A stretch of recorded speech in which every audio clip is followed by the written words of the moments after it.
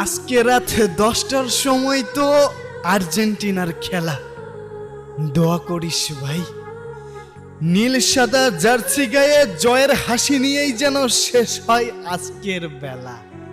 আজকের ম্যাচ শুধু 90 মিনিটের লড়াই নয়, কোটি কোটি ভক্তদের স্বপ্ন আর ভালোবাসার জয়। যে মানুষটি বছরের পর বছর কোটি ভক্তের মুখে হাসি ফুটিয়েছে, আজ তার মুখেও যেন বিজয়ের হাসি ফুটে ওঠে। আর যদি ফলটা আমাদের পক্ষে না আসে, তবে হয়তো শত শত নয়, লক্ষ ভক্তের চোখ ভিজে উঠবে অশ্রুতে।